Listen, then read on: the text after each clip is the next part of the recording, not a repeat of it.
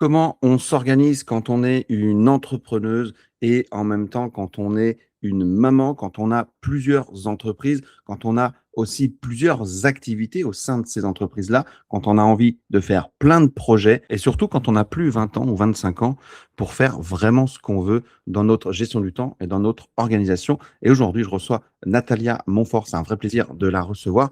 Et vous allez voir qu'à la base, il y a une organisation qui est plutôt inconsciente et en même temps, qui est totalement réfléchi par rapport à sa personnalité.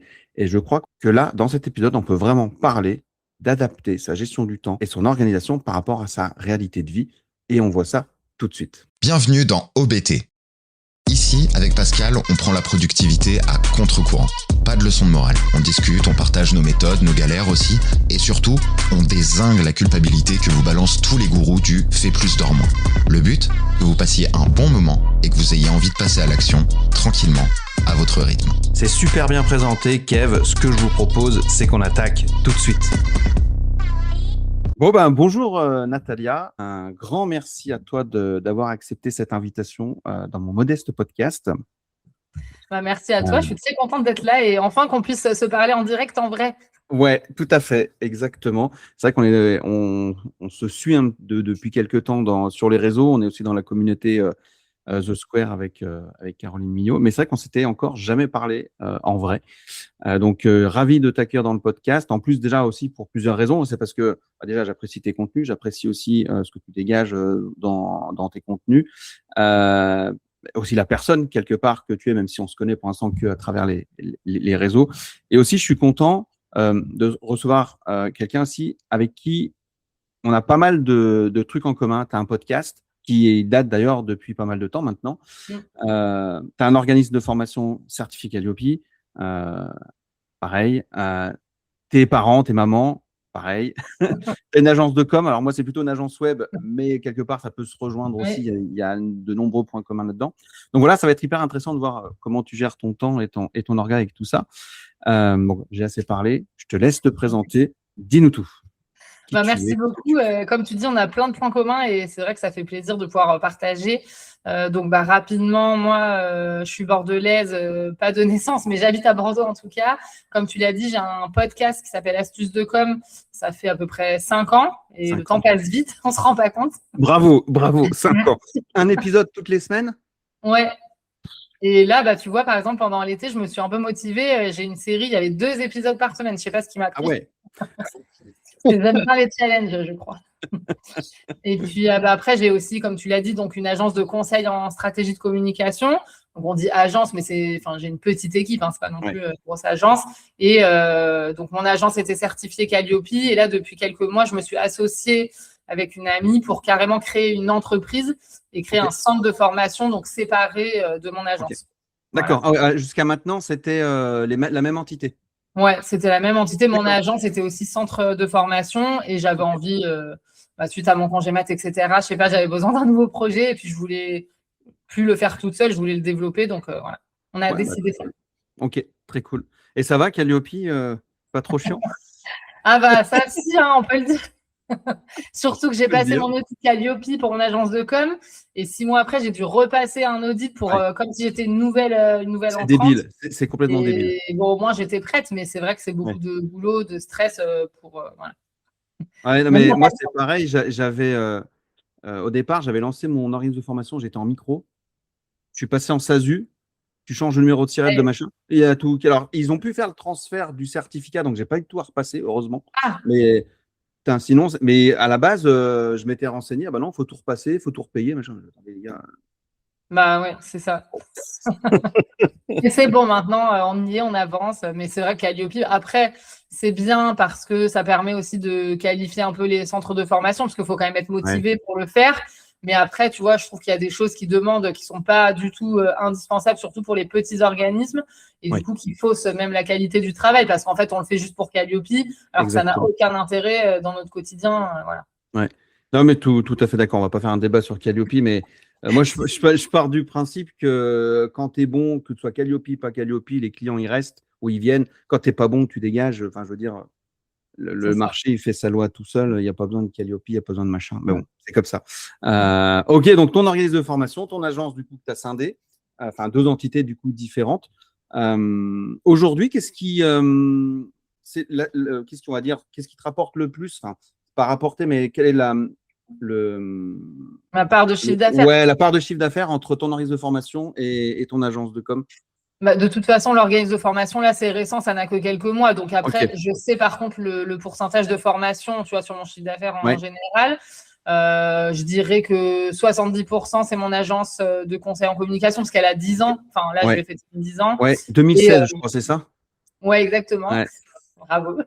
Et les formations, c'est 30% de mon activité jusqu'à présent parce que je m'en servais plutôt d'un levier, c'est-à-dire que les clients que j'ai en audit de com ou que j'accompagne, je leur faisais ensuite de la formation. Normal. Et j'avais des demandes entrantes pour que de la formation, mais je ne le mettais pas beaucoup en avant. Alors que là, le but, c'est justement d'aller plus loin et d'aller chercher des formations. On a 9 formateurs, enfin, tu vois, d'aller vraiment vendre même d'autres formations que ce que moi je fais, quoi. Ouais, que ce que toi tu fais, tu peux intégrer dans ton catalogue d'autres pans et d'autres champs. Ok, hyper intéressant. Est-ce que tu dirais que le fait d'avoir aussi créé en parallèle, du coup, enfin, ces deux entités, est-ce que ça te donne plus de boulot? Je pense que sur du long terme, ça ira parce que c'est de la répartition de travail. Mais comme moi, je suis un peu TDAH et phobique administrative, ça me paraît une montagne. Ça me paraissait une montagne de créer une autre entreprise pour ça. C'est pour ça que je voulais pas le faire toute seule et que je l'ai fait avec quelqu'un pour se répartir la charge de travail. Mais en fait, maintenant que j'y suis, je me rends compte que en fait, c'est largement faisable. En fait, c'est juste de la répartition d'activités. Mais finalement, comme la deuxième activité, c'est dans la continuité de ce que je fais déjà. C'est pas comme si j'avais créé une entreprise sur un autre domaine. Pour moi, ça ne change pas pour l'instant énormément de choses, quoi. Ok, très cool. Ok, nickel. Et puis, du coup, t'es maman aussi. Ouais. J'ai une fille qui a 11 ans et demi en garde alternée. D'ailleurs, quand je me suis séparée, j'avais créé mon entreprise depuis un an, j'étais à Pôle emploi, donc je me suis pas mal posé la question de est-ce que je continue ou est-ce que je me mets salariée. Et je voulais pas arrêter. Et puis là, j'ai une petite fille qui a 16 mois. Donc, c'est du boulot aussi. Toi aussi, tu as des enfants? Ouais, j'ai des enfants. Ils sont plus grands. Ils ont 16 et 14 maintenant. Okay. Ça va. C'est d'autres soucis. Ouais, mais c'est aussi du boulot. C'est aussi du boulot. Et du coup, tu arrives à gérer tout ça. En plus, avoir un petit enfant en bas âge, c'est pas facile. C'est pas facile. Tu nous expliqueras un petit peu comment tu gères ça. Où est-ce qu'on peut te retrouver déjà, juste comme ça? Je mettrai les liens dans la description de l'épisode, mais où est-ce qu'on peut te voir si on veut te contacter pour tes services, tout ça? Ouais, ça peut être déjà, moi je suis très présente sur LinkedIn, donc Natalia Montfort, enfin voilà, tu mettras l'orthographe, il n'y a pas d'H à Natalia. Mais voilà, je suis assez active sur LinkedIn. Après, donc j'ai aussi un compte Instagram, j'ai tout passé maintenant en branding personnel, donc mon compte Instagram du podcast, c'est rebaptisé maintenant Natalia Montfort. Ouais. Donc ça, c'est plus facile. Et après, sinon, pour écouter le podcast directement, tu sais, sur Spotify. Enfin, voilà, les gens qui écoutent des podcasts ont l'habitude. Ça marche. Ok. Nickel. Alors, on va attaquer il y a quelque chose avant dans ta présentation? Est-ce que tu veux rajouter quelque chose ou c'est ok pour toi? Non, c'est ok, c'est très bien. Nickel, c'est parti. Alors, comment toi, aujourd'hui, si on parle de la gestion du temps, on va dire, tu dis, ok, à la fin de la journée, j'ai été productif. Qu'est-ce qui, toi, rend une journée productive? Tu te dis à la fin, ok, c'est cool, je trouve que j'ai été productif. Alors, dans la productivité, dans son ensemble, je parle, faut démystifier aussi ça. C'est une question intéressante parce qu'en fait, comme je pense que tu es un peu comme moi, mais je suis un peu hyperactive. Et du coup, j'ai toujours tendance à vouloir faire plein de choses. Et maintenant, depuis un certain temps que j'ai créé mon activité, etc., j'essaye de mettre en place des process. Et ce qui m'a aidé, c'est d'avoir un système de to-do list, mais réaliste. Tu vois, par exemple, maintenant, j'utilise sur Notion directement. Et depuis que j'ai ça, c'est hyper visuel. Donc, moi, je sais que je me mets toutes les tâches que j'ai à faire, je me les mets même en avant. Si je sais que la semaine prochaine, j'ai un truc, j'ai vraiment une vision sur l'ensemble de mes to-do. Et je me dis, là, aujourd'hui, il faut vraiment que je fasse cette to-do list-là. Et ce que j'ai pas le temps de faire et qui est pas urgent, je sais que je peux me le rebasculer. Et moi, je suis contente à la fin de ma journée si j'ai fait tous mes trucs urgents, importants qu'il fallait que je fasse, on va dire. Ok, d'accord. Ce que tu appelles les tâches urgentes importantes, c'est quoi? C'est des tâches qui sont impactantes pour ton business ou pour ta vie perso?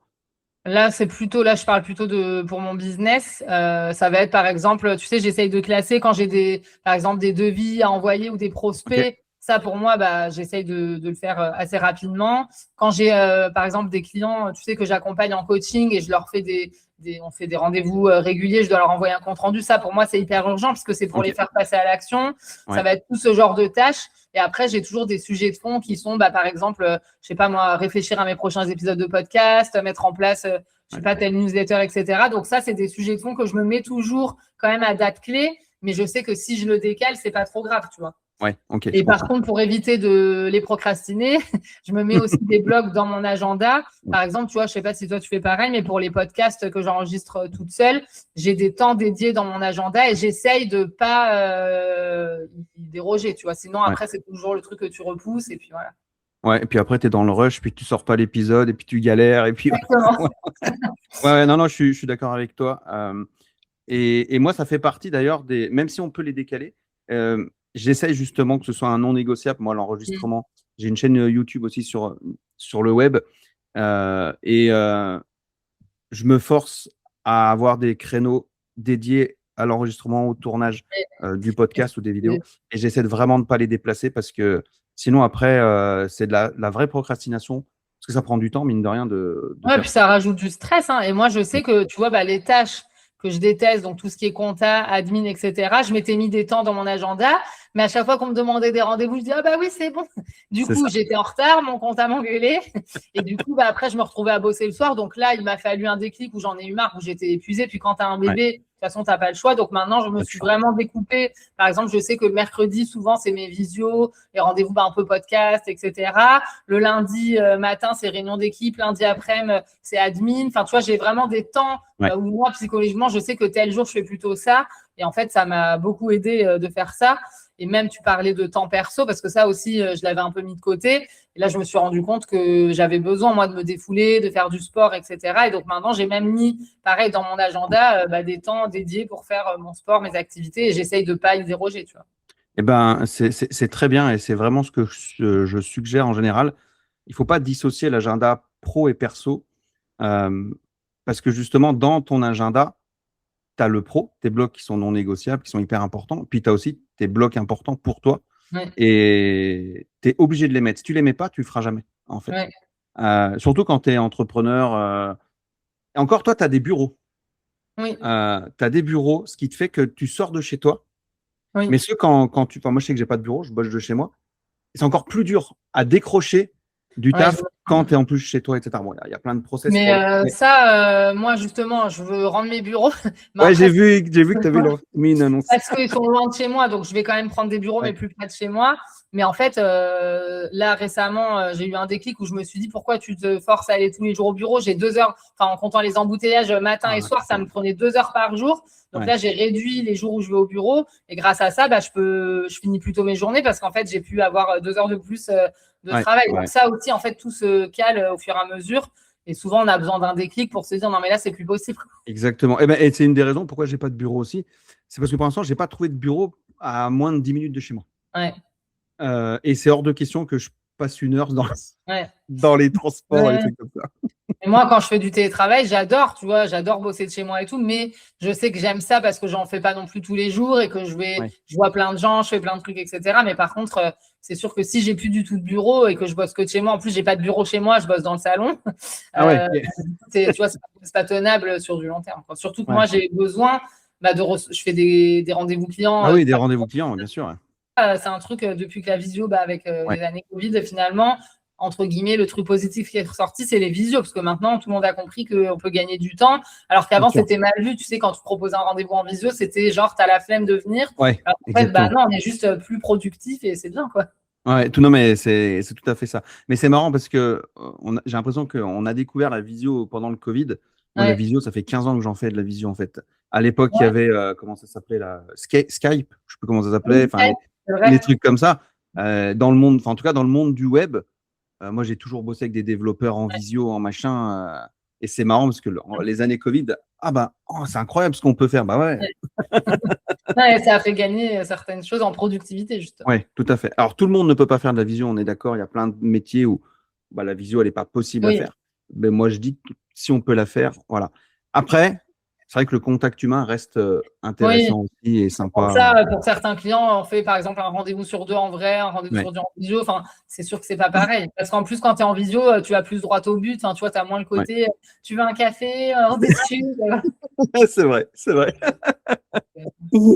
Donc, ok, donc du coup, journée productive pour toi quand tu as coché toute ta to-do list. Dans ta to-do list, ça m'intéresse parce que je suis très à cheval sur les to-do list. Comment tu l'as fait ta to-do list? Qu'est-ce que tu marques, par exemple? Déjà, il y a eu un gros changement parce qu'avant, j'étais du genre, moi j'adore en plus les cahiers, les stylos. Tu sais, depuis quand j'étais collégienne et tout, j'adorais m'acheter ça. Et en fait, j'ai toujours gardé ce truc. Et le problème que j'avais, c'est que je notais tout partout sur un cahier. Après, tu retrouves plus tes notes. Tu dis, ah, mais c'était quelle date? Donc, je mettais les dates. J'étais quand même bien organisée dans mes cahiers. Et en fait, au bout d'un moment, c'était plus possible, tu vois. Et donc, parce que tu n'as pas de vision. Et du coup, quand j'ai vraiment commencé à travailler avec des outils comme j'avais Trello, Notion, etc. Déjà, maintenant, j'oublie les cahiers. J'ai quand même toujours mon cahier juste pour prendre des notes comme ça à l'arrache. Mais après, je reporte dans Notion.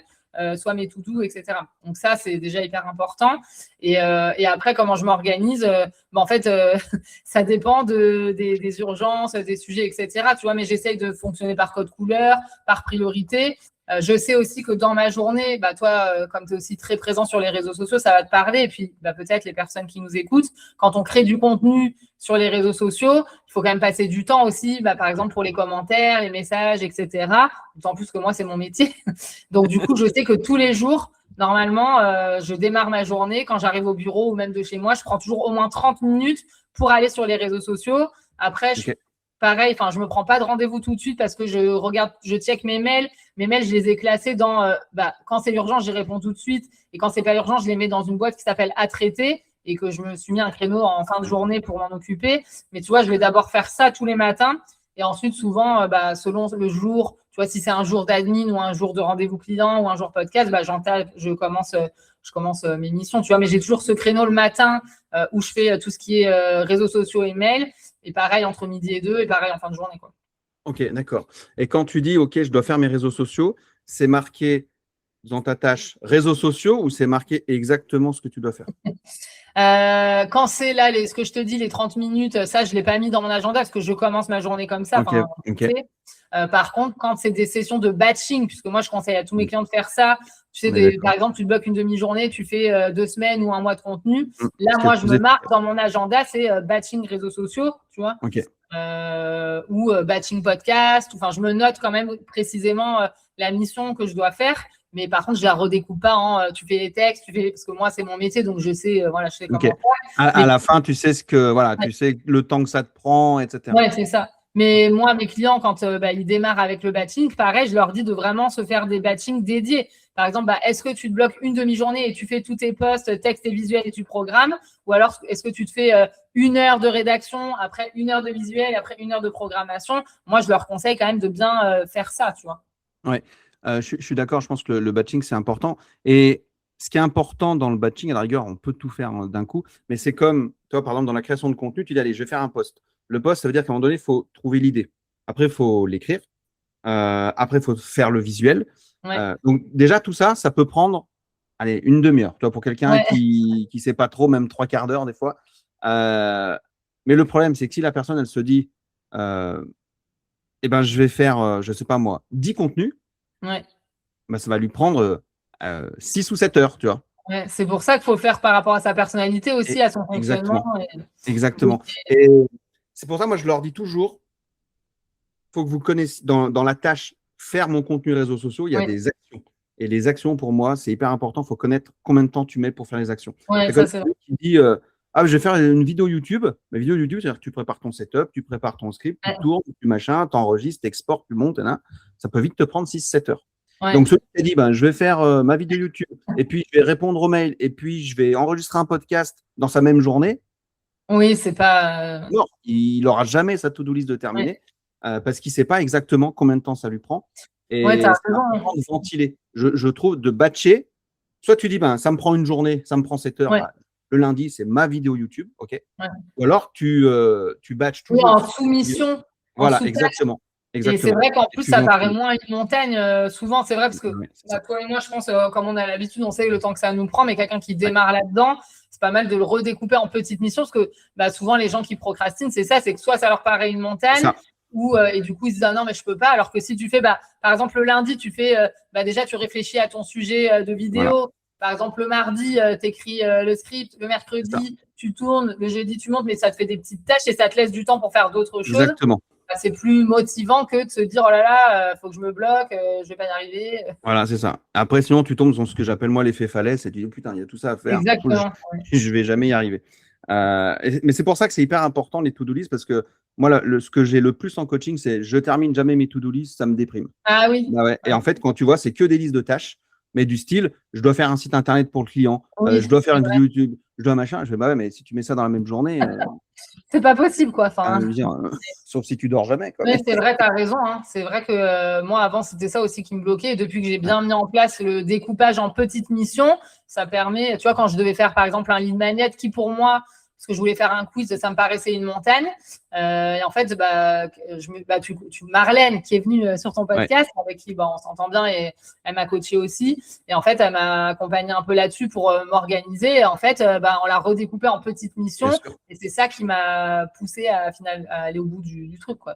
Ouais, mais pour moi, c'est primordial si on veut déjà pas avoir des to-do list à rallonge et si on veut bien gérer son temps, justement, dans son taf.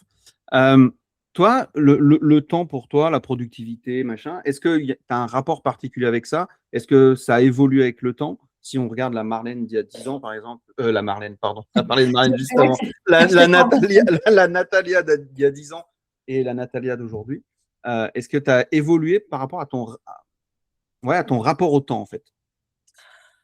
Oui, mais en fait, je pense que par rapport au fait que tu sais, j'ai des problèmes d'attention, de concentration et que je suis hyper active, depuis que je suis jeune, j'ai mis en place des systèmes, mais sauf que je m'en étais pas rendu compte. Donc, quand je me suis lancée, j'avais l'impression, entre guillemets, que j'étais nulle en organisation, que je savais pas. Donc, moi, je faisais mes trucs, etc. Et au final, en discutant avec les gens, quand je disais, moi, je fais ça, et en fait, qui me disaient, mais t'es hyper bien organisé, c'est super. En fait, je me suis finalement rendu compte que, en fait, j'étais quand même plutôt bien à ce niveau-là. Donc, tu vois, j'ai pas forcément progressé là-dessus, si ce n'est que j'ai réalisé que, en fait, je savais faire et que je suis allée plus loin dans ce que je savais faire, alors que j'avais l'impression que ce que je faisais, c'était pas bien. Du coup, il faut se faire confiance. Et si le truc où j'ai quand même progressé, c'est de mettre vraiment des blocs de temps dans mon agenda, parce qu'avant, je le faisais pas. Du coup, je remplissais à fond, je prenais tous mes rendez-vous clients, je me retrouvais à bosser le soir et le week-end. Et là, depuis que j'ai mis ça en place, ça fait quand même un moment. Là, effectivement, ça, c'est le gros truc qui m'a bien aidé, quoi. Ouais. Et c'est incroyable comme ces blocs de temps-là, et on verra après, on parlera peut-être du Pomodoro, peut-être que tu le fais, mais en tout cas, ces blocs de temps-là, comme le fait de les formaliser par écrit ou sur écran ou quoi, ça conditionne le cerveau pour se dire, OK, je sais que demain, j'ai ça. Et du coup, il y a beaucoup moins de procrastination normalement. Oui, parce qu'on se dit c'est comme un rendez-vous. Enfin, tu as un rendez-vous avec un client, tu dois le faire. Si tu as un rendez-vous, mais c'est quand même franchement, les travers reviennent vite parce que s'il y a un truc à faire sauter, parce que des fois on peut quand même avoir des urgences, c'est quand même le truc qu'on fera sauter, mais on culpabilise de le faire, donc on le fait moins. C'est ça, non, mais tu as tout à fait raison. Et pareil, tu as dit un truc hyper intéressant. Tu dis que tu t'es pas rendu compte que tu étais organisé finalement. Mais parce que très souvent aussi, on se compare aux autres. Et moi, je me bats là-dessus. Il n'y a pas de système à copier-coller. Il y a des outils qui marchent. Tous les outils fonctionnent. Il faut juste les adapter à sa réalité de vie, à son énergie, à sa façon de travailler, etc. Parce que moi, ça m'a toujours fait rire. Les petits gourous de la productivité, entre guillemets, qui donnent un peu des leçons. Il faut se lever à 4 heures du mat, à 5 heures, prendre une douche froide, machin, etc. Oui, moi, j'en prends des douches froides, il n'y a pas de problème. Je me suis levé aussi à 5 heures du mat. Mais en fait, après, quand tu as des enfants, alors quand tu es célibataire, tu as 20 ans, oui, tu fais bien ce que tu veux. Hein, mais quand tu as des enfants, que tu dois les emmener à l'école, que machin, mais ça n'existe plus ce monde-là. Tu es obligé de te réorganiser. Et c'est pour ça que c'est impossible de copier-coller des méthodes. Et c'est plutôt prendre des outils, voir comment tu peux les adapter à ta façon, à ta réalité de vie, tout en étant aligné avec ce que tu es en train de faire et surtout que ce ne soit pas une contrainte. Et très souvent, moi, je vois des gens ils arrivent, mais j'ai déjà essayé ça, mais en fait, c'était tellement une contrainte pour eux, ils arrêtent au bout de 15 jours. Alors que du coup, quand on réadapte un petit peu, ils utilisent les mêmes outils, sauf que c'est plus une contrainte pour eux parce que c'est adapté à. Oui, c'est exactement ça.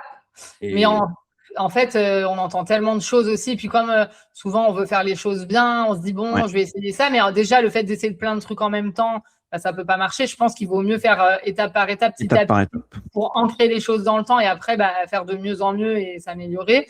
Et tu vois, ça me fait penser, je discutais avec Sachine Siro, qui est une créatrice de contenu et qui publie tous les jours sur les réseaux sociaux. Et elle me disait, moi, le batching, c'est pas pour moi. Moi, je sais que pour tout ce qu'elle me disait, pour créer ses posts, elle faisait tous les jours le post du lendemain. Et c'est ce qui l'a permis de tenir. Et à côté de ça, ça ne veut pas dire qu'elle fait jamais de batching pour d'autres choses.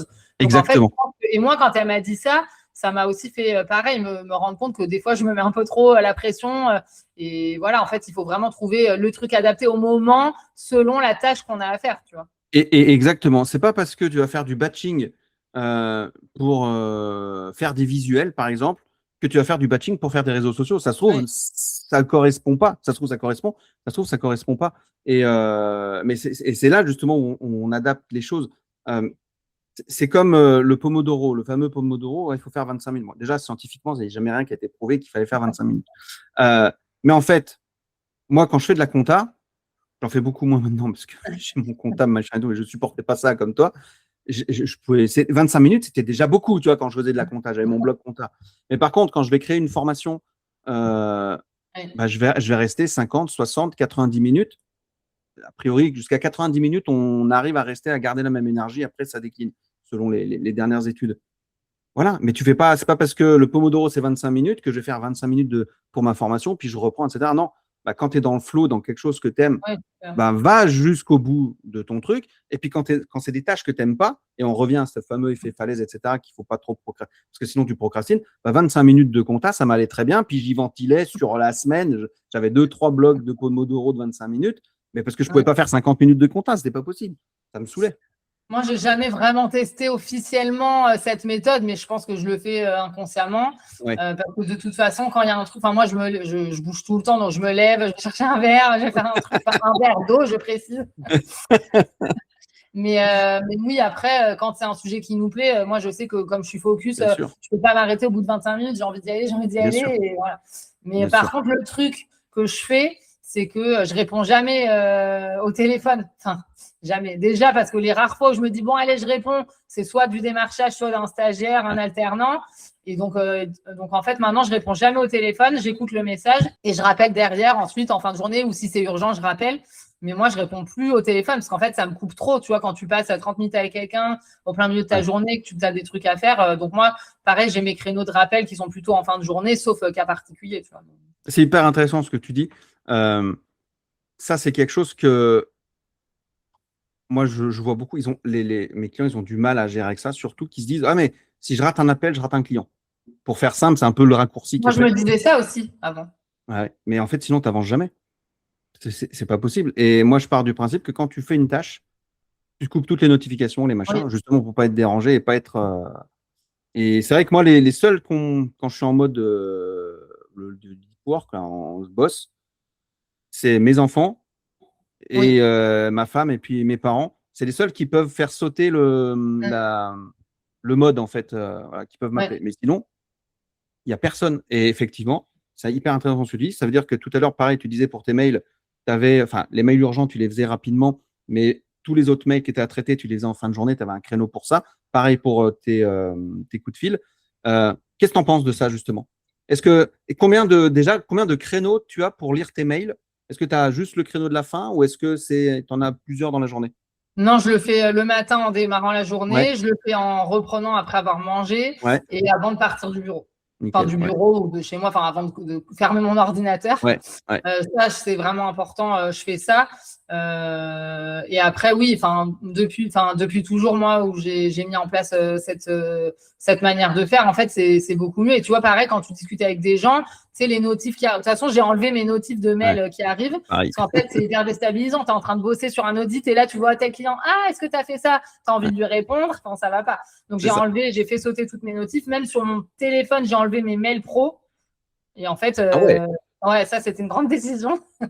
Et en fait, c'est des choses, ça fait tellement de bien. Et c'est pas pour ça. Enfin, je suis quand même. Mes clients me disent que je suis hyper réactive. Enfin, tu vois, ils savent qu'il y a une urgence, ils m'envoient plutôt un SMS. Et j'ai jamais eu de souci à ce niveau-là. Mais tu vois, c'est vrai qu'avant, je me disais pareil, comme tes clients, si je réponds pas au téléphone, je peux perdre un client. Mais en fait, non, parce que de toute façon, tu rappelles dans la journée ou le lendemain, c'est bon. Enfin, Mais je suis 100% d'accord avec toi. Et comme tu l'as dit, il y a pas un client qui t'a fait remarquer que tu n'étais pas réactive. Euh, et on a cette satanée tendance à se dire, maintenant qu'il y a des mails et tout, ou des SMS, bah, il faut répondre dans les 5 minutes. Ouais. Et d'ailleurs, j'ai une anecdote. Bon, c'était quelqu'un m'a laissé un message et c'était un père qui appelait pour l'alternance de sa fille. Et donc moi, en fait, si tu veux, toutes les demandes d'alternance, je réponds par mail, mais j'en reçois franchement 5 par jour et par téléphone, j'en reçois au moins 3 ou 4. Donc je peux pas rappeler les gens. Ouais. Donc je réponds pas quand c'est sur mon répondeur, tu vois. Et là, le père, il m'a appelé 3 fois. Il m'a laissé un répondeur. Il m'a dit, mais franchement, c'est inadmissible que vous rappeliez pas les gens comme ça. Il m'a incendié, donc je l'ai rappelé. J'ai dit, mais monsieur, en fait, vous croyez déjà, en plus, ça se trouve, j'étais en vacances, vous m'appelez en plein mois de juillet. Okay. Enfin, je lui dis, vous mettez-vous à notre place. Et là, je lui ai expliqué. Et il m'a dit, ah oui, c'est vrai, j'avais pas vu ça sous cet angle. J'étais énervée parce qu'en fait, les gens, ils pensent que tu es à leur disposition. Ouais. Puis il n'y a que eux qui appellent. Non, mais en fait, on a une vie aussi. Hein. C'est ça, mais 100% d'accord avec toi. Et moi, tu vois, même je suis allé dans mon répondeur, je suis allé plus loin, je dis, bah, c'est simple, ça ne sert à rien de laisser un message, je n'écouterai pas. Vous m'envoyez soit un mail, soit un message, un SMS. Voilà. Ça, mais il y en a quand même qui me laissent des messages. Hein.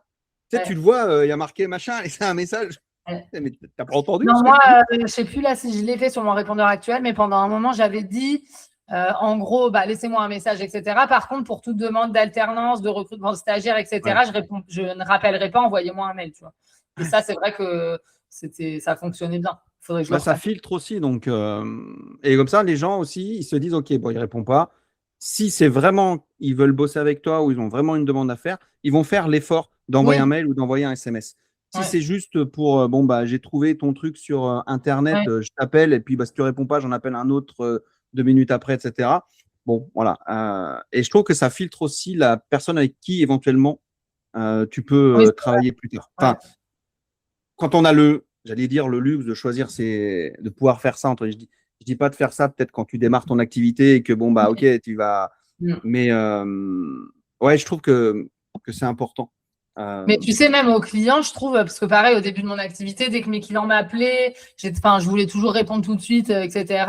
Et en fait, le fait de poser un cadre, ça veut pas, en leur expliquant, par exemple, là, j'étais pas disponible, ou de dire, je suis pas disponible, je vous rappelle ce soir ou quoi que ce soit. En fait, les gens, juste, ce qu'ils veulent, c'est qu'on leur dise quelque chose. Oui. C'est sûr qu'on fait la mort et qu'on donne pas de nouvelles pendant 3 jours, ça va pas. Mais si on explique, là, je suis occupé, je te rappelle à tel moment. Enfin, ils savent très bien. On a une entreprise et c'est même rassurant pour eux de voir qu'on n'est pas non plus dispo tout le temps et qu'on fixe des règles. Et je trouve que c'est bien.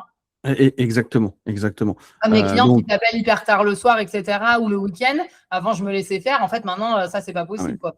Mais 100% d'accord avec toi et ça me fait penser que c'est pareil. Moi, j'ai des groupes WhatsApp où j'ai des coachings et je leur dis jusqu'à 17h, vous m'envoyez les messages. Après, vous pouvez me les envoyer, mais je ne les lirai pas. Et le week-end, c'est pareil. Vous attendrez la réponse du lundi. Il y a rarement des urgences de dingue. Donc voilà. Mais après, c'est vrai, on peut quand même perdre des clients. Moi, ça m'est arrivé. J'ai un passé de photographe. Moi, je faisais des mariages et de la photo immobilière. Et c'est vrai que j'ai toujours ce répondeur. Laissez-moi pas de message, machin. Et des fois, je rappelais quand la personne me laissait un message, mais je rappelais style un quart d'heure après, des fois. Ah c'est bon, j'ai déjà trouvé quelqu'un d'autre. Ouais, des fois, ça va vite. Eh ben, ok, c'est pas grave. Ça veut dire qu'en fait, elle n'avait pas forcément envie de travailler avec moi. C'est qu'elle cherchait plus un prix ou elle cherchait plus un photographe lambda, peu importe, le premier qui est dispo. Au début, ça me faisait chier. En fait, je me suis dit, mais en fait, non, ça veut dire que si elle veut pas travailler avec moi, elle passe à quelqu'un d'autre. Ok, il n'y a pas de problème. C'est pas grave. Ouais, non, mais c'est sûr. Hein. C'est comme ça que ça fonctionne, de toute façon. C'est hyper important d'avoir ces blocs de temps pour les mails, je trouve, parce que sinon, tu es tout le temps en train de répondre aux mails, en fait. Et ça donne de mauvaises habitudes. Ouais. Et en fait, on a l'impression qu'on est efficace. Tu sais, moi, avant, ça me faisait ça. Dès que je répondais à un mail, j'étais contente. Sauf qu'en fait, tu ne fais pas à côté les tâches qui vont te ramener des clients, toutes les tâches de profondeur, etc. Et c'est pour ça que maintenant, on m'avait donné ce conseil et je trouve ça bien. Mais c'est pareil pour les réseaux sociaux. Hein, pour les gens qui sont un peu à fond là sur les réseaux sociaux et qui se disent oh là là, faut pas louper, faut répondre à un commentaire tout de suite, faut faire le message, faut passer ma journée sur les réseaux sociaux, mais en fait tu fais plus rien à côté. Et c'est pareil de se mettre des temps comme ça dans son agenda, sauf cas exceptionnels. Hein, il y a toujours des cas exceptionnels, mais sinon faut faire ça parce que sinon tu peux passer ta journée dessus. Et même moi, quand c'est notre métier ou quand pour notre activité on y est beaucoup, franchement c'est invivable après. Ouais, je suis 100% d'accord avec toi. Ouais, non, puis pour le coup, en plus, putain, c'est prenant ces réseaux sociaux. Et si on se met pas une limite, on Ouais. se conscientise pas cette limite-là, on peut rester des plombs. Et toi, pendant les vacances, d'ailleurs, tu coupes les réseaux? Alors, c'est un vaste sujet, mais on va dire que sauf bon là, c'est un peu particulier parce que j'ai quelqu'un dans mon équipe qui est parti, donc il va falloir que je gère des choses même pendant mes vacances. Mais sinon, d'habitude, pendant les vacances, quand je pars, tu vois, enfin les vraies vacances où je pars, je prends pas mon ordi, je bosse pas. Par contre, moi, les réseaux sociaux, c'est ma passion. Enfin, je veux dire, c'est pas du travail pour moi, Ouais. donc je continue d'y aller. Mais par contre, je me mets pas de pression, tu vois. Enfin, normalement, j'ai programmé tous mes posts. Si je veux, je vais répondre aux commentaires, je vais faire des stories, mais si je veux pas, je le fais pas. Mais pour moi, c'est pas un poids de le faire. Donc, Ok. tu vois, je me dis pas, bon, je coupe les réseaux sociaux parce que j'en peux plus, tu vois. Non, j'en suis pas là. Mais Ok. si ça devait arriver, ça m'est déjà arrivé d'ailleurs quand j'étais partie, il y a un moment, j'étais partie en hiver au soleil et là, j'étais au bout du rouleau et j'ai pas fait du tout de réseaux sociaux, tu vois. Mais mes clients, là, ils me demandent souvent, je leur dis, bah, dans la majorité des cas, c'est pour ça que c'est bien de programmer, etc. Vaut mieux pas couper, mais il n'y a pas mort d'homme. Enfin, je veux dire, si vous pouvez programmer, que vous avez envie, bah, allez-y, parce que faut pas se mentir, c'est vrai que c'est quand même plutôt bénéfique. Ça évite de perdre la visibilité et il y a quand même des opportunités qui se font. Par contre, si vraiment c'est vital pour vous, enfin, je veux dire, vous pourrez toujours reprendre derrière, c'est pas grave, tu vois. Faut choisir, faut prioriser en fonction de comment on est, de ce qu'on a envie de faire surtout, quoi. Et exactement, et je dirais même de l'environnement dans lequel tu vis. Ouais. Et j'en parlais justement avec Marlène, c'est elle avec son conjoint. Ils parlent tout le temps boulot. Toi, ils arrivent, ils peuvent bosser le soir, etc.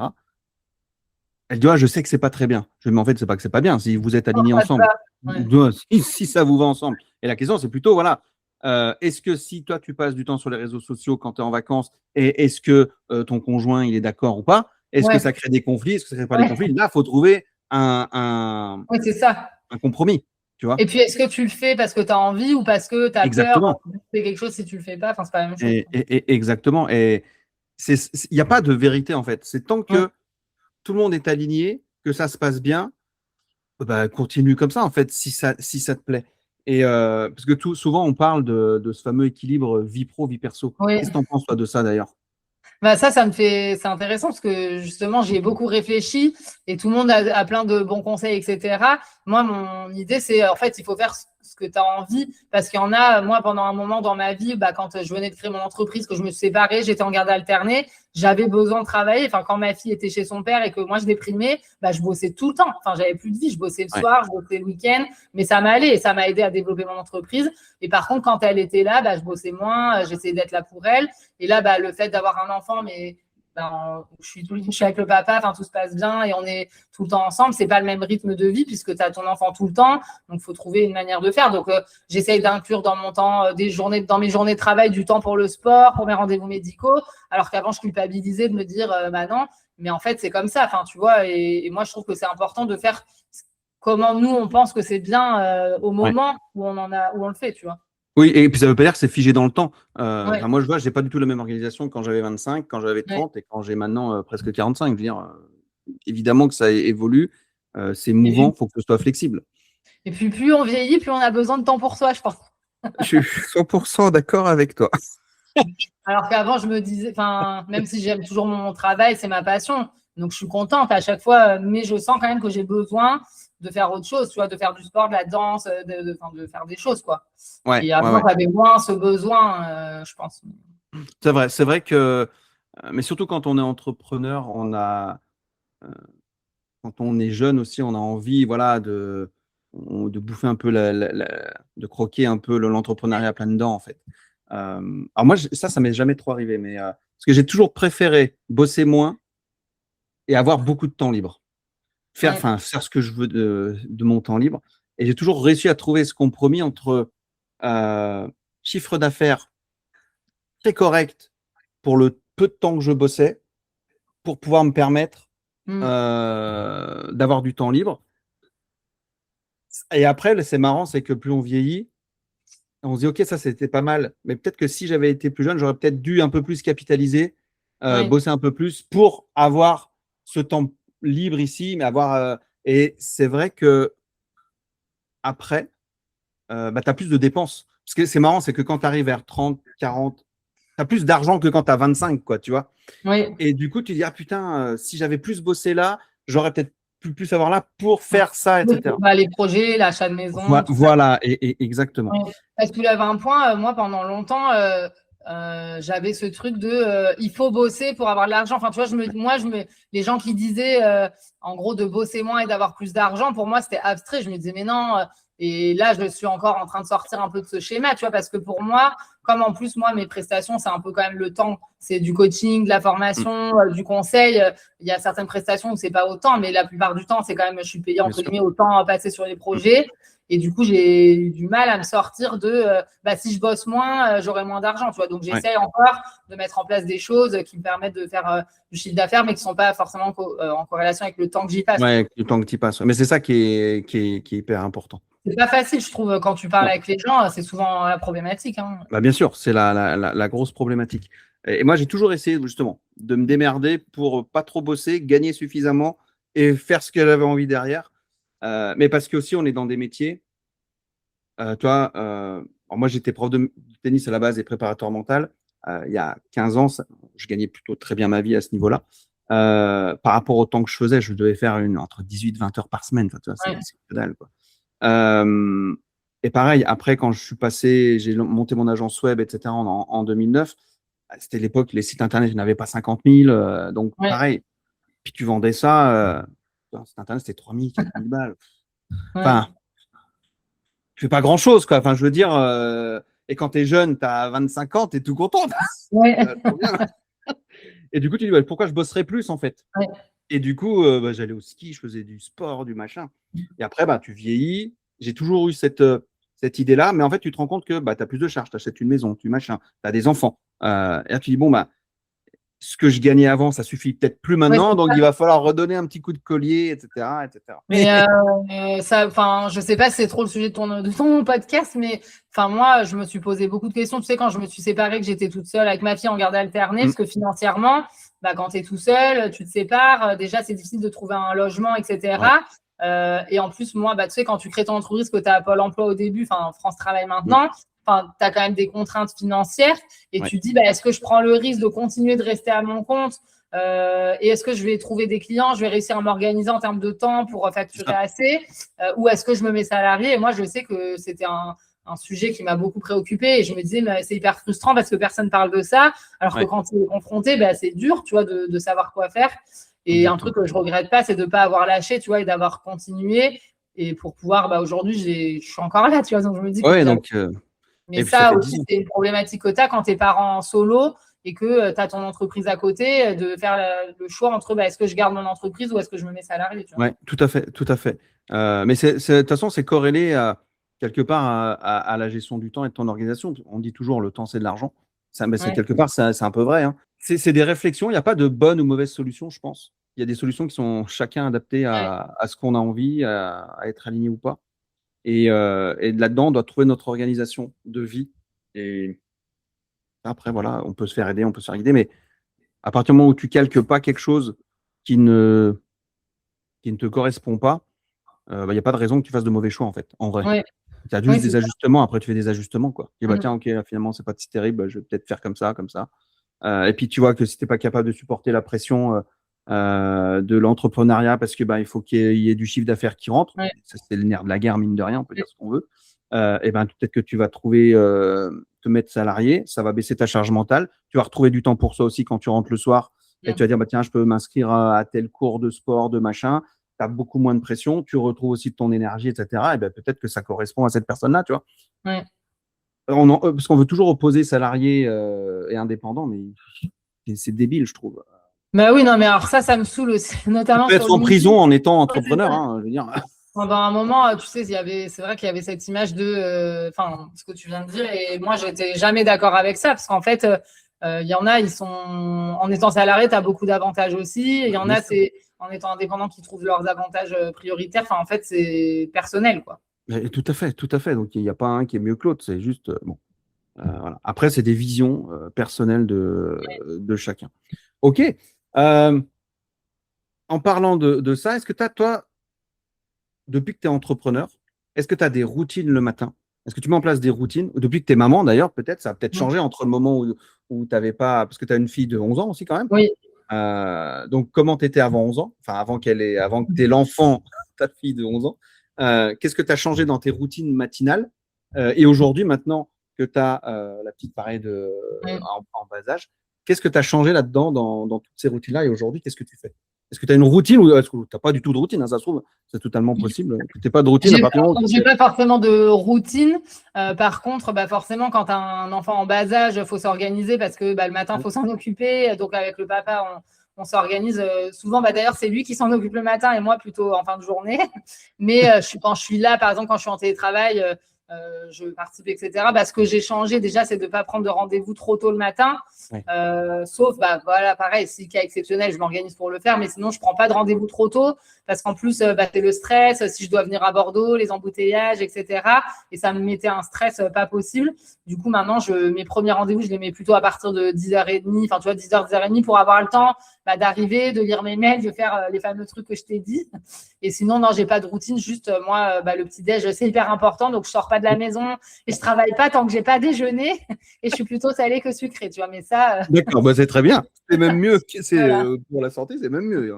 J'ai testé pendant un moment, avant d'avoir la plus petite, là, de faire du sport le matin, tu sais, parce que c'était pas mal à caler en début de matinée. C'est vrai que c'était bien et après, tu te sens bien pour ta journée. Donc ça, je le faisais pendant un moment, du sport à la maison. Enfin, tu vois, j'ai un rameur, enfin, je faisais mes trucs.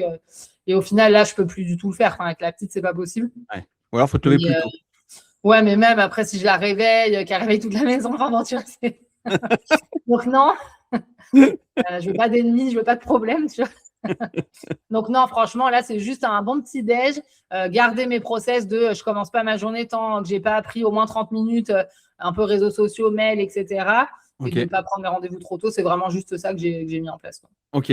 Et ta routine de réseaux sociaux, les 30 minutes, tu fais à la maison ou tu fais au bureau?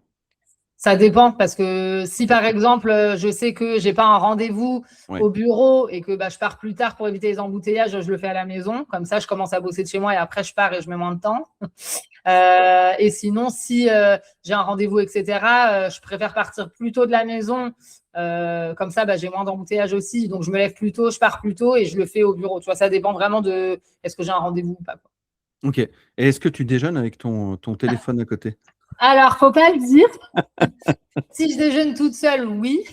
Mais j'aime bien. Enfin, tu vois, après, c'est même pas que sur les réseaux sociaux. Je regarde. J'ai une montre connectée, donc les performances de ma nuit, où j'en suis dans mes pas dans la semaine et tout. Où je regarde un peu les actus, où je vais sur Vinted. Enfin, tu vois, je fais mes petits trucs un peu plaisir. Ou si j'ai un rendez-vous médical à prendre, tu vois, enfin, je fais plutôt ces trucs-là pendant que je déjeune. Et après, si s'il y a ma fille ou de mes filles ou mon chéri, et là, par contre, j'essaie de pas être sur mon téléphone. Ok, vous avez une règle comme ça à la maison, pas de téléphone à table ou quelque chose comme ça? Oui, enfin, on ne se l'est pas dit officiellement. Enfin, déjà, moi, pour ma fille de 11 ans et demi, il faut que je montre l'exemple. Donc, pas de téléphone à table parce que voilà. Et puis, pour ma petite aussi, comme en fait, je veux pas, tu vois, je trouve que c'est important. Et après, même si je suis que avec mon chéri, on essaie de pas prendre le téléphone. Après, sauf si on doit se montrer un truc ou quoi. Mais oui, en principe, on le fait. Ouais, ok. Par rapport à ça, le téléphone, quel rapport tu as avec ton téléphone? Est-ce que tu le prends des fois inconsciemment et puis tu scrolles et puis tu te rends pas compte que tu scrolles, ou à chaque fois que tu décides de le prendre, tu dis ok, là je vais passer, je sais pas moi, 30 minutes de mon temps à regarder mon téléphone, à scroller, etc. Ou alors c'est vraiment de l'automatique des fois et tu te dis putain, ça fait 1 heure que j'ai perdu mon temps à scroller sans voir. Ça, je le fais plus parce que j'ai pris conscience de ça. Donc, j'essaye de le faire en conscience et d'avoir un objectif à chaque fois. Mais après, oui, alors quand j'ai rien à faire ou si tu vois, je suis en train de faire une tâche depuis un moment et que là, j'en ai marre, oui, je vais prendre mon téléphone et des fois, je dis, je scrolle pour rien, mais au moins, je me mets un temps, tu vois, genre 5 minutes et je vois des trucs, je laisse des petits commentaires et ça me fait du bien, tu vois. Mais par contre, quand je fais ça, je me dis, je me time, enfin, tu vois, je fais pas trop longtemps. Mais maintenant, j'essaye de faire très attention à ça parce que sinon, tu perds un temps fou, en fait. Exactement. Et comment tu fais pour te timer d'ailleurs? Tu as une sonnerie, tu as un truc? Non, je regarde l'heure et je me dis, tu te donnes jusqu'à telle heure, tu peux faire ça et après, tu arrêtes. Un truc que je fais, mais ça, c'est plus, tu vois, par exemple, quand je sais que j'arrive pas à m'arrêter de faire un truc, que ça soit pas que sur les réseaux sociaux, et que je vois que mon ordi, il a bientôt plus de batterie, je fais exprès, ça, c'est un peu tendu. Je fais exprès de pas le charger parce qu'après, j'oublie et du coup, il s'éteint et le temps que je le rallume et tout, j'en profite pour me lever, marcher, tu vois, faire des trucs. C'est mon truc pour me forcer à quand je dois vraiment faire une… Ah, excellent, ok. Ah, mais C'est un peu c'est bizarre. une bonne stratégie, hein, c'est une stratégie comme une autre. Ok, intéressant. Bah, du coup, ça te force à faire quelque chose, effectivement. Mais c'est très bien, ça, comme stratégie. C'est comme, moi, je conseille à tous ceux qui sont un peu accros au téléphone et qui n'arrivent pas à s'en passer, c'est de le mettre dans une autre pièce. Et Oui. comme ça, si tu veux y aller, ça te force aussi à y aller. Et du coup, bah, déjà, bon, tu te lèves et si tu n'as Ouais. pas envie de te lever, et bah, du coup, ton téléphone, il restera là-bas. Ouais. Ça, Et- c'est bien. Moi, je le fais pas parce que je pense que j'arrive quand même à me contrôler maintenant parce que je sais que pendant un moment, je faisais n'importe quoi. Donc maintenant, je fais attention à ça. Mais c'est vrai que ça peut marcher pour certaines personnes. J'en suis pas encore venue à ça, mais Et non, mais c'est des petits trucs comme ça. C'est comme, moi, j'ai le fameux timer là, du Pomodoro là, en forme de tomate. Euh, ah, et, euh, et les gens qui ont du mal à se timer soit pour leur téléphone, soit pour des tâches ou quoi. Je leur dis, bah, mettez-le, achetez ça, ouais, vous le mettez. Vous allez voir, quand ça sonne pendant 10 minutes, ouais, vous en avez ras-le-bol, vous allez vous lever pour l'éteindre, ça va vous forcer à faire une pause. ouais, c'est vrai. Ouais, Et c'est des petits trucs comme ça qui font que des fois, ça te sort un peu de ta torpeur et te dire, OK, je reviens, je me reconscientise ouais. sur le temps réel. Mais Euh, après, il y a un truc aussi que je fais pour éviter d'être tout le temps sur mon téléphone, c'est que quand j'arrive pas à me concentrer, je mets de la musique. OK. C'est bon, musique au piano ou ma Ouais. playlist que j'aime bien. Et je sais que quand j'ai ces musiques, c'est pour faire des tâches où je dois me concentrer. Du coup, psychologiquement, je me dis, quand il y a ça, bah, tu dois pas prendre ton téléphone. Tu vois, par contre, Ouais. si je suis en train de faire des petits trucs et que je mets pas de musique, là, je me dis, bon, là, tu peux, tu vois. Mais... Ouais. Bah, c'est très fort là ce que tu dis, parce que ça, c'est une super technique qui conditionne ton cerveau. C'est des signaux qui sont forts pour le cerveau, ça. Et si tu as l'habitude de mettre soit la même playlist, soit la même musique, Ouais, et il se dit, OK, là, il faut que je sois focus. Et très souvent, c'est ce que, par exemple, il y en a qui disent, ouais, moi j'en ai marre, je ramène toujours le boulot à la maison, j'y pense, je suis jamais présent, je suis présent physiquement, mais pas mentalement, je prends toujours au boulot. Et ben justement, ça fait partie d'une des techniques aussi, c'est ah de se oui, dire quand je finis le tâche, je dis je finis, je mets une musique qui sera toujours la même, qui me dit, OK, c'est la fin de la journée, j'attaque ma journée où je suis dans mon temps perso, du coup. Et à force de faire ça tous les jours, le cerveau, il comprend que, OK, là, il y a le signal qui dit bon, bah, je dois arrêter de penser. Bon, après, il y a l'image, tu peux mettre les dossiers dans un coffre-fort, etc. On rentre dans un truc un peu plus spécifique. Mais le fait qu'il y ait des signaux comme ça et qu'on le fait régulièrement, ça donne une information au cerveau et qui dit OK, bah là, je sais que j'ai eu de la musique, et ben, il faut que je me concentre. J'ai la musique, bah, tiens, ça veut dire que je ne dois plus penser au boulot. Et j'ai pas la musique, bah, c'est-à-dire que j'ai ouais. l'autorisation, entre guillemets, de faire Ouais, autre ça chose. fonctionne. Mais moi, pendant un moment, pareil, il y a un moment où j'arrivais vraiment pas. Enfin, tu vois, mon travail me prenait, m'inquiéter. Je sais pas, j'arrivais pas à couper. Et du coup, quand je faisais, dès que je rentrais à la maison, je me douchais. Et en Ouais. fait, après la douche, bah, je me sentais, c'est bête, mais je me disais, bah là, c'est bon. Et je sais pas, ça me faisait du bien. Bah, bien Et sûr. c'est marrant parce que maintenant, j'ai plus du tout ce problème. Enfin, tu vois, je pense que c'est le fait d'être redevenue maman, etc. En fait, je me dis que bah, le travail, c'est bien, c'est important. Mais au final, on travaille pour quoi? Enfin, pour avoir une vie qui nous plaît. Et du Exactement. coup, si quand tu es dans ta vie avec tes enfants, ton chéri ou quoi, bah, tu profites pas, ça sert à rien. Donc, j'essaye. Et le fait d'avoir des temps où, tu sais, j'organise bien mes to-do et je sais, le soir, quand je finis ma journée, bon, bah, ça, je l'ai fait, ça, c'est pas grave, je le ferai demain. C'est de faire du tri dans ma to-do en Ouais, fin de journée. très Et, important. ben, du coup, maintenant, j'ai plus trop ce problème, tu vois. Ouais. Et j'arrive à la maison et pourtant, enfin, des fois, j'ai des soucis, j'ai des problèmes. Enfin, comme tout le monde, tu vois, au Comme boulot, tout on le a monde. toujours des trucs à gérer.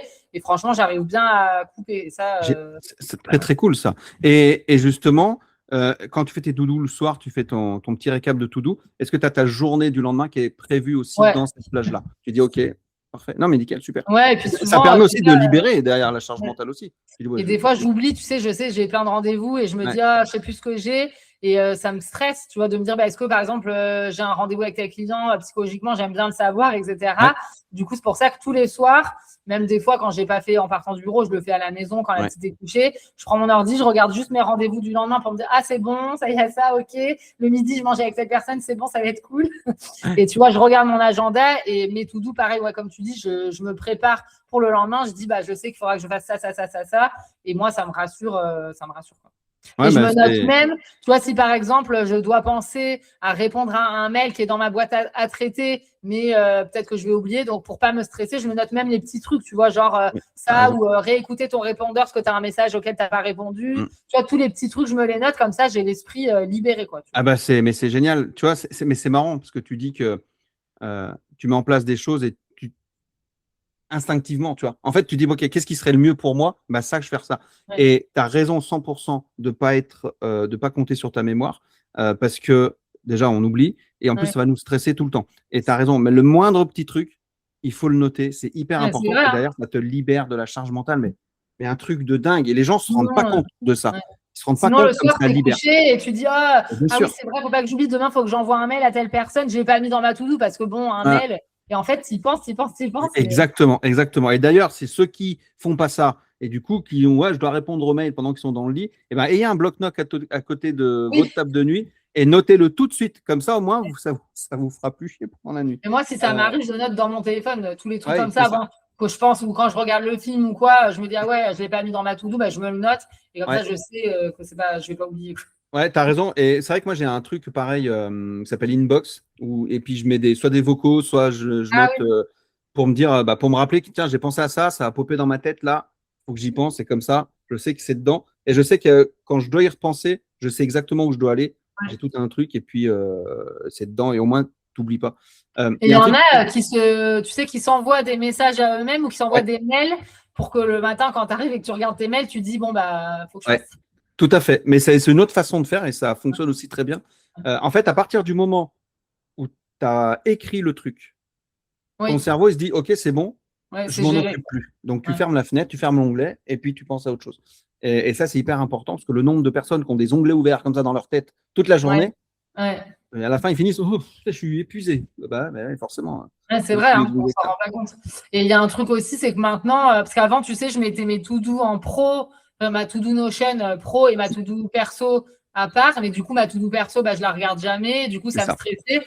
Et maintenant, dans ma to-do générale, si par exemple, je dois appeler le médecin, prendre rendez-vous, je sais pas, aller faire une radio ou faire aller à la pharmacie ou quoi que ce soit, je le mets dans un Ah seul ben, t'as raison. to-do. Et en fait, pareil, depuis que j'ai mis ça en place, c'est beaucoup mieux, tu vois. Ouais, mais je suis 100% aligné avec ça. Il y a un truc que tu as dit hyper intéressant et qu'on sous-estime beaucoup. Quand tu dis que tu rentrais, tu prenais ta douche et ça te permettait voilà, de penser à autre chose. C'est ce qu'on appelle le mode, enfin ce que j'appelle moi le mode en scène et hors scène. C'est-à-dire que quand tu es en scène, bon, bah, tu bosses, etc. Ouais. Et le mode hors scène, c'est quand tu décides de quitter le mode boulot et de rentrer hors scène, mais en scène du coup dans ta vie perso. Et le fait d'avoir justement cette rupture de pattern où tu vas te doucher. Il y a des gens, je sais que mon père, moi, par exemple, dès qu'il rentrait du boulot, parce qu'il était toujours en chemise, en pantalon, machin, il rentrait, il allait se mettre en survêt. Ouais, changer. Ça lui montrait direct la coupure. Bah, je suis hors scène. Et c'est exactement la même chose, notamment pour ceux qui sont en télétravail. Quand tu te lèves le matin, il y en a qui vont dire c'est trop bien, on peut bosser en pyjama, en Ouais, machin, etc. Ouais, mais sauf que tu as l'impression que ta journée, elle n'a jamais commencé. Alors oui, que ça. si tu passes un coup dans la salle de bain, tu te changes, etc., tu te mets en mode en scène, là, tu donnes un signal à ton cerveau en disant allez, on est parti pour le boulot. Ouais. Et puis ben, après, tu te changes le soir si tu as envie, tu mets ton survêt, je sais pas quoi, un short, n'importe quoi. Euh, Oui, pour c'est lui donner vrai. un signal que ça change. Et ça, c'est des trucs que tu fais inconsciemment. Ouais. Enfin, que toi, je pense pas que tu t'es dit, ah tiens, je prends ma douche parce que mon cerveau, machin. Tu vois, c'est un truc que tu t'es fait Ouais. inconsciemment, mais en fait, qui fonctionne parce que ça crée une rupture de pattern entre la journée que tu as passée au boulot, tu rentres chez toi, et ben, toi, ton signal, c'était la douche. Ok, c'est bon, je suis plus au boulot Ouais. et j'attaque le truc. Ouais, c'est clair. Puis après, je pense aussi, il faut arrêter de se dire, quand on est indépendant, on n'a pas le droit de bosser le soir ou le week-end. Oui, ben non, bien Avant, sûr. pareil, je me stressais, je disais, oh là là, j'ai pas fini. Du coup, je passais un week-end pourri. Ouais. Alors qu'en fait, des fois, je dis à mon chéri, je suis désolée, mais là, ce week-end, il faut à tout prix, ou ce soir, je bosse. Mais tu vois, je me disais, bah, par contre, je bosse pas tout le week-end. Par exemple, le samedi matin Ouais. ou le vendredi soir. Et en fait, après, tu vis mieux. Mais bien sûr. Et en fait, ça aussi, il faut l'accepter. Hein.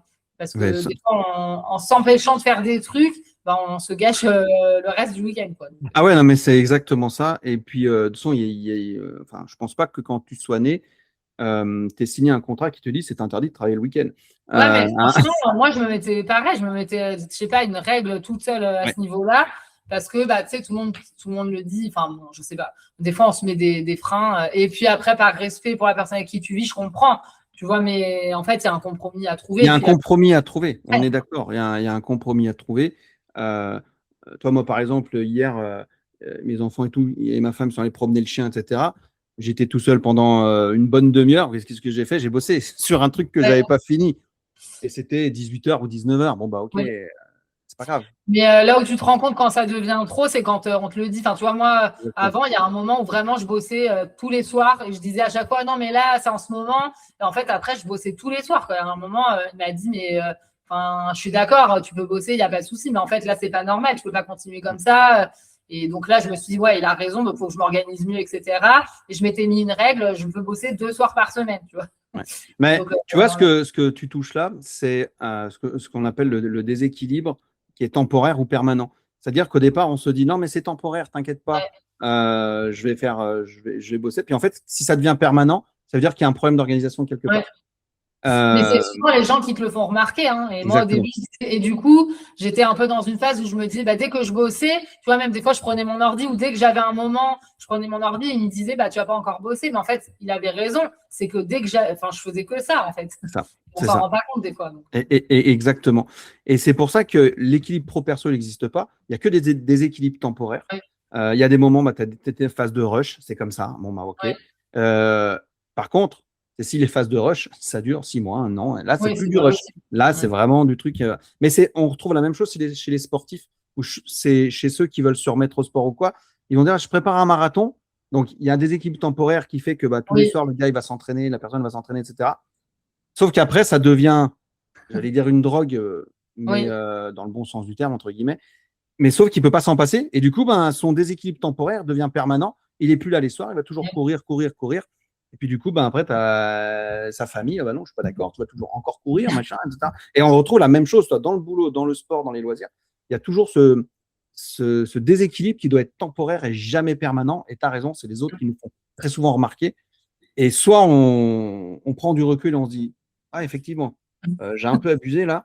Ou alors, on ne prend pas le recul et après, en général, ça pète. Et bon, après, voilà, c'est le bazar, c'est sujet à beaucoup d'embrouilles. Après, les enfants, quand tu as des enfants aussi, c'est magique parce que quand un enfant commence à te dire maman, tu es tout le temps sur ton ordi, déjà, je pense que ça te fait quelque chose parce que l'enfant, il ne te le dit pas pour t'embêter, il te le dit parce qu'il t'a vu. Et quand un enfant te dit ça, moi, j'ai eu la chance de ne pas avoir ça.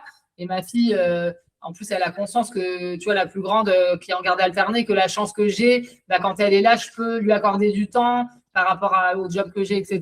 Et du coup, tu vois, moi, elle m'a jamais dit que je bosse trop. Des fois, elle commence à me dire, on peut faire des choses et je lui explique, non, là, on est ensemble, mais par contre, moi, je dois travailler. Tu vois, il faut expliquer les choses. Mais je sais que j'ai des copines, leurs enfants leur disent, mais tu travailles trop. Et là, par contre, je trouve que c'est aussi un signal, tu vois. T'as raison. Moi, les miens me disent, papa, tu travailles pas assez. Ah ouais, tu vois, c'est encore autre chose, ça. T'es trop sur notre dos, t'es trop avec nous. C'est ça. Non, mais c'est marrant parce qu'ils voient leur mère qui part au boulot, tu vois. Elle est salariée, donc elle a ses horaires bureaux normaux et tout. Et puis moi, que je suis à la maison, puis de temps en temps, je vais piquer une tête dans la piscine, machin. Puis en plus, là, ils sont en vacances, donc tu vois, ils sont dans la maison. Ils sont grands, ils se gèrent. Mais à chaque côté, ils se disent, mais tu bosses jamais, en fait. Oui, puis les enfants, parfois, pareil, quand ils voient leurs parents bosser de la maison, ils ont l'impression que leurs parents bossent pas. Et moi, c'est pareil, ma fille, elle comprenait pas que c'est pas parce que j'étais à la maison que je travaillais pas. C'est ça. Ouais, mais c'est vrai, non, mais c'est exactement ça. Donc, c'est marrant, les discussions comme ça avec les enfants. Et comme tu dis, ils font pas ça pour tirer la morale. C'est totalement naturel. Les enfants, c'est le constat. Il n'y a pas d'arrière-pensée. Donc, ok, intéressant. Quel conseil, toi, tu donnerais aujourd'hui à une personne qui a l'impression de courir en permanence dans son taf, entre ses réseaux, entre ce qu'elle doit faire, ses prestations pour les clients, etc. Et si elle vient te voir, elle te dit, écoute, Nathalie, j'arrive pas, je galère, mes réseaux, mes machins, etc. Ma com, j'arrive pas, j'ai l'impression de courir en permanence après ça. Quel conseil tu lui donnerais pour justement qu'elle puisse se restructurer par rapport à ça? Déjà, moi, le conseil que je donnerais, c'est de prendre le temps, même si on se dit qu'on n'a pas le temps, de se poser pendant 2 heures et de noter noir sur blanc, aujourd'hui, alors pour la com et sinon de manière générale dans son entreprise, qu'est-ce que je fais? C'est-à-dire, voici toutes les actions que je fais au quotidien, qu'est-ce qui me prend du temps, pourquoi ça pose problème? En fait, vraiment de se poser pour réfléchir à tout ça et de se dire, si je devais m'améliorer, l'objectif final, ça serait d'arriver à ça. C'est quoi les étapes? Tu vois, peut-être la première étape, c'est de se dire, il y a peut-être des choses que je fais. Là, c'est pas la priorité. Par exemple, sur les réseaux sociaux, quand quelqu'un me dit, j'y arrive pas, machin, je lui dis, en fait, tu es sur TikTok, Facebook, Instagram, LinkedIn. Au final, tu le fais mal. Est-ce que tu peux pas choisir 1 ou 2 réseaux sociaux et par contre, tu le fais bien? Et après, tu vois si tu en ajoutes d'autres. Donc déjà, c'est de réduire la voilure en pensant priorité. Par exemple, est-ce qu'aujourd'hui, tu as plutôt intérêt à être sur Instagram ou sur LinkedIn par rapport à ta cible, par rapport aussi à ton énergie? Parce qu'en fait, c'est pas que la cible. La cible, elle peut être partout. C'est vraiment, est-ce que toi, t'aimes plus LinkedIn ou Instagram? Qu'est-ce qui est le plus plaisant? Enfin, qu'est-ce qui va te donner du plaisir à faire? Et vraiment de se prioriser là-dessus et de se dire pendant 3 mois, je fais ça, mais par contre, je le fais bien. Donc, je définis une fréquence de publication que je peux tenir. J'utilise des outils de programmation. Enfin, vraiment, je me donne les moyens plutôt que de dire j'y arrive pas. On se dit pendant 3 mois, tu le fais. Et après, au bout de 3 mois, tu dis, bon, bah, ça fonctionne pour moi. C'est super, je continue comme ça. Soit je reste là ou soit je rajoute des choses. C'est déjà de prendre ce temps pour se poser et réfléchir c'est quoi la priorité du moment et que je peux tenir et qui me fait aussi plaisir de faire. Parce qu'en fait, si on se fait que des trucs qui sont contraignants, en fait, on se sent débordé, on se sent dépassé, ça va pas, quoi. Et c'est ça, et c'est la première chose qu'on va abandonner. Moi, je sais que j'ai formé pas mal de personnes dans le développement, je les accompagne dans le développement de leur entreprise. Et la première chose qui sautait à chaque fois, alors c'était des boomers, ils avaient mon âge ou un peu plus jeunes, mais c'était les réseaux sociaux. Parce qu'ils ne considéraient pas ça comme une tâche impactante et importante pour leur business, parce que jusqu'à maintenant, ils ne l'avaient pas forcément utilisé. Et pourtant, ils en avaient besoin pour lancer leur boîte, voilà, ou pour pérenniser juste leur entreprise. Parce qu'ils disaient, oh, j'ai pas le temps, ça prend du temps, etc. Et pareil, ils voyaient, comme tu disais, on va sur Insta, sur TikTok, sur machin et tout. Mais c'est bien que tu dises ça parce que aujourd'hui, je pense que tu seras d'accord avec moi, les réseaux sociaux, pour moi, c'est hyper important pour une entreprise. Pas forcément, oui, pour faire éventuellement signer des deals, avoir des opportunités, etc. Mais aussi pour montrer sa crédibilité, pour sa visibilité. Et ça doit être considéré comme une tâche, comme un rendez-vous client, en fait. Moi, je la mets au même niveau qu'un rendez-vous client. Mais c'est ça, en fait, qui est hyper important. Et après, moi, j'ai la chance quand même que les clients que j'ai, la plupart du temps, même s'ils ne savent pas, ils ne sont pas forcément à l'aise avec ces outils-là, ils savent quand même, ils ont réalisé que de toute façon, ils n'avaient pas le choix. Donc, il faut trouver une solution.